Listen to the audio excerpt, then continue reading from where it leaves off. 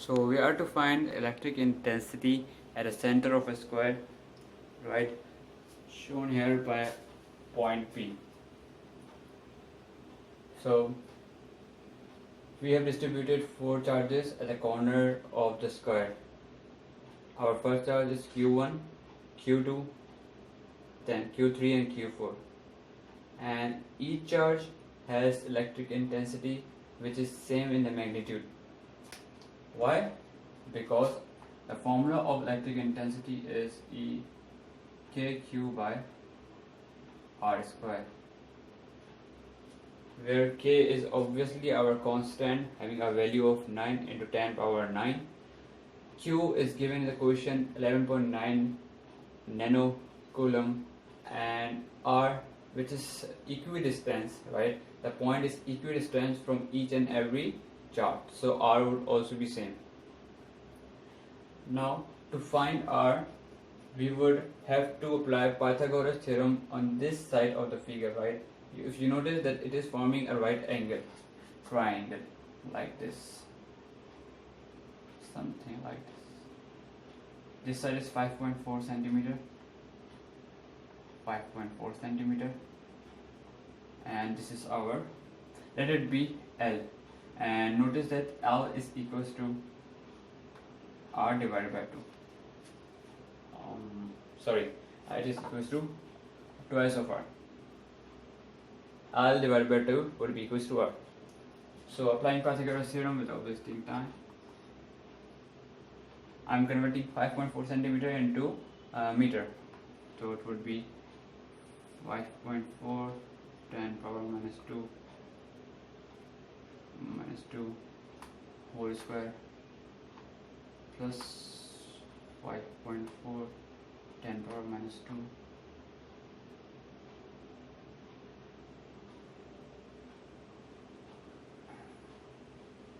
whole square. This would give our value as 0.076. To find R, we would divide 0.076 by 2 and it would give us a value of 0.038.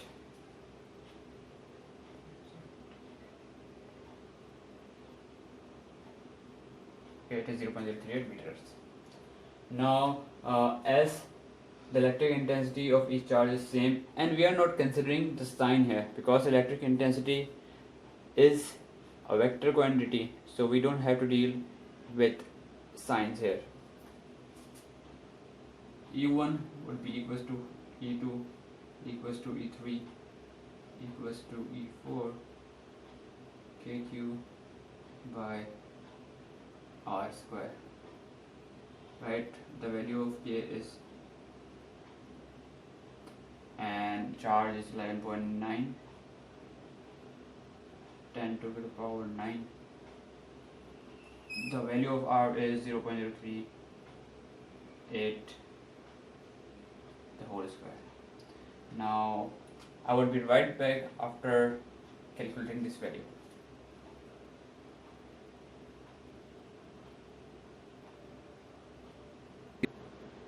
So we would get our value as 7.4 10 power 4 Newton per coulomb. Right? Now the thing to notice is that if two electric fields are parallel to each other, right, like this or this, they are forming an angle 0 between them, and the formula then we would use would be E equals to E1 plus E2. And if the case is that if they are anti-parallel to each other or they're in the opposite direction like this one, so they would form an angle which will be equals to 180 degree, and the formula would be then E1 equals to E2 minus E1, and E2 would be greater than E1, right? And if they are perpendicular to each other, then the formula would be E equals to under root E1 square plus E2 square. Here if you notice that our positive charge would the intensity would be away from the charge, right? Like this, it would be coming out of the positive charge, while the negative charge take it in, right? It is pointing towards the charge. So the case here is that they are parallel to each other. It is following the first case. The formula we are going to use would be E equals to E1 plus E2. Alright, let the resultant of our charge intensity E2 and E4 be E bar, right? So let it be E bar.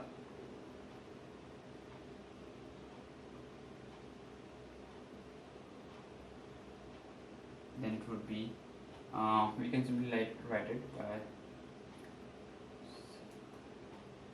10, right? Because they are going to add up 7.4 multiplied by 10 power 4 twice.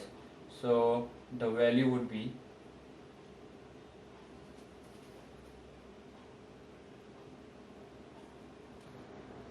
1.48 10 to the power 5.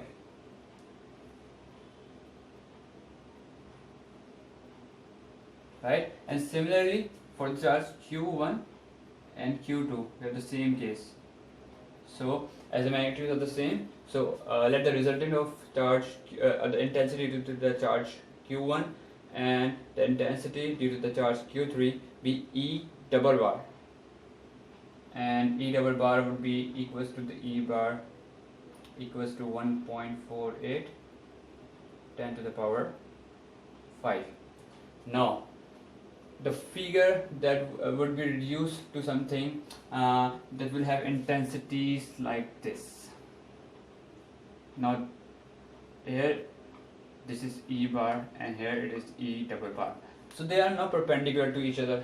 Now to find the resultant of these two intensities, E bar and E double bar, we would use our formula for perpendicular case, right? And it would be U bar, it should be E bar square plus E double bar square. So inserting the values,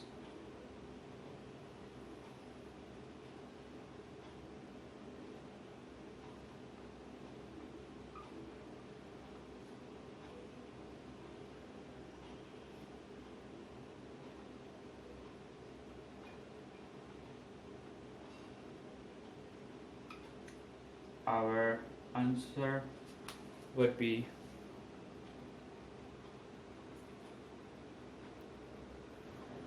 2.09 10 to the power 5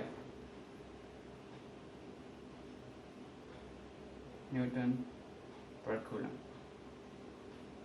So this is our final answer. Hope you understand. Thank you.